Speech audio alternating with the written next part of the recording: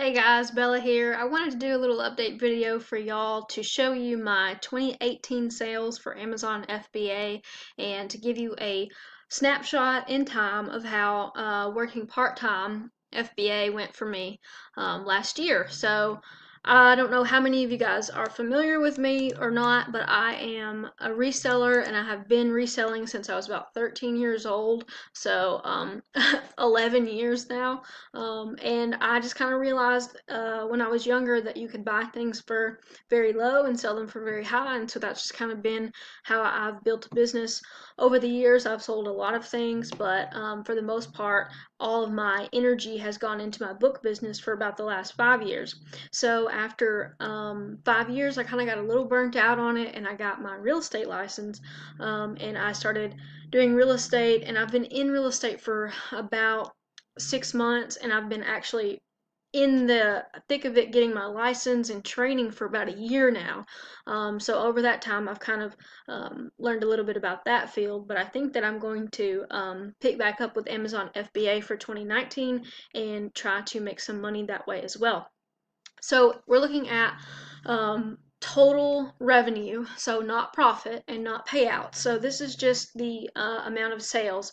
So if you look at other sellers on Amazon, you will know that this is a very, very low amount. $28,000 is seems like a lot, but you have to think about how much you're actually getting out of that.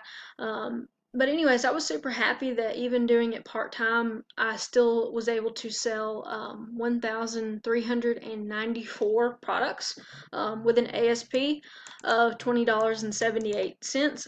I'm very happy with the ASP because my ASP used to be super low, and because of the basically how competitive it's gotten, I think that you need to have a higher average sale in order to make it worth your time.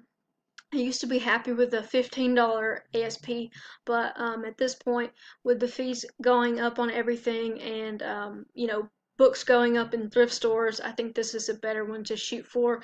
I would like it to be even higher than that, because basically what it means is the higher you get this number, um, the more profit you can make for the same amount of work as selling a bunch of things. So that's one thing I'm going to try to focus on when I go back to sourcing. But anyways, let me pull up my spreadsheet real quick and talk about that with you very quickly. I'm kind of annoyed because usually when I pull this up, on the bottom here usually shows how much of each category that I sold. So let's just check out, let's see, 2018, August, September. Oh, that's units, and this is revenue. Okay, so my best day ever looks like it was at $410.11. So some people's best day, they can do, 5 or 10 grand. So that's pretty small. But for me, I like to do, if I could do $100 a day, I consider that really, really good, especially for part-time. But anyways, let me pull the spreadsheet up for you real quick, and this is my tax spreadsheet, and in this, these are my payouts. So this is how much actually went into my bank account every 2 weeks.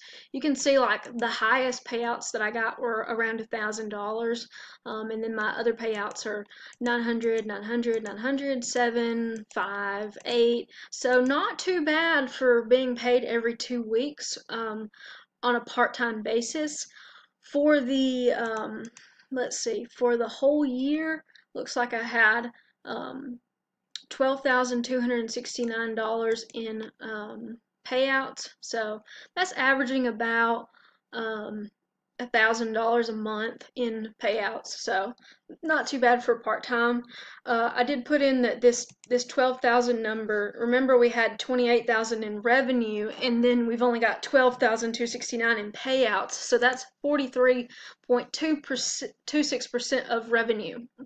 Another thing to consider is from this number, we have to deduct cost of goods, expenses, mileage, things like printer ink, and things like any of the tools that we use. If we use like an app or software, you can deduct that as well. So when you factor all of that in, I really didn't do very much profit at all this past year. So I think that, coming back into it for 2019, I'm going to try to focus more on profitability and cutting down expenses and trying to see where I can scale. And I know a big thing that I was kind of hesitant to do at first was spend a lot of money, because it's very nerve-wracking to have a lot of money out there and not have profits coming in. But really, in this Amazon business, you have to spend money up front, and then your profit comes in later. So, but for anyone who is worried about starting or has any kind of like fears or doubt, I would say just take the plunge and start doing FBA as soon as possible. It's really about learning the business and the formula. No matter how many products you sell or what kind of products you sell, it's really all more or less the same, focusing on how can you become more efficient, how can you get your ASP up, how can you sell more products a month, how can you get your revenue up, how can you get your profit up, how can you get your expenses down, and what are the tools that can make you more resourceful and make you more money. So in any business, those are sort of the things that you should be concerned with.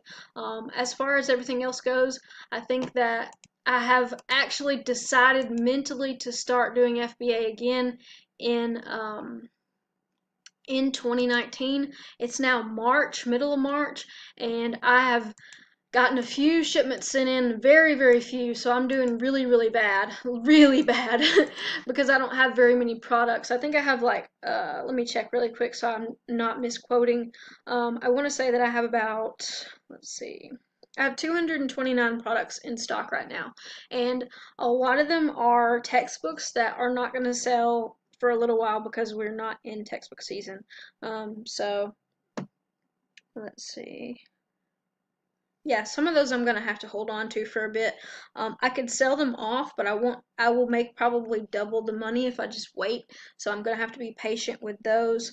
And looks like I have more or less a lot of books. I don't really see anything that's not a book. Maybe a couple of handheld games, but pretty much everything else is a book. So yeah, this month is terrible. Let's see about January real quick while we're still thinking about it. I haven't sent in any shipments when I had these numbers. $986. That's just kind of off of, I guess, passive sales from inventory that I had left over. And let's check out February. I hate this thing. It never works. You have to go back and do it again. But anyways, I would love to hear how you guys are doing and what's been going on and how you're progressing or regressing or whatever, or if you switch from FBA to something else. Always interesting to know what's going on within the community. Yeah, February was garbage. So, anyways, I pretty much blew the first quarter of the year, but that's all over now, so we won't worry about that. I've got boxes, I think 3 shipments got there today, and I have 1 on the way, and I've got a shitload of books in my car, which is good. Just got to get them out of my car, and then in here, and then processed, and then back in my car, into the UPS store. You guys know the drill. But anyways, yeah, that's an update for you guys. That is kind of basically a year's worth of work for me as a reseller part-time. I was very very relaxed about FBA this past year because I had other things going on, and when you have things going on that take precedent over reselling, you just can't mentally do both. Reselling is very it's mentally stimulating, but it's also kind of taxing because you do have to think about things pretty analytically. It's not for everyone. I know a lot of people who are smart enough to do it, but they just can't do it mentally because it's too big of a thing. So anyways, that is kind of my update for the year. 28 grand in 2018. So how about that? All right, y'all, be good, and I will chat with you soon.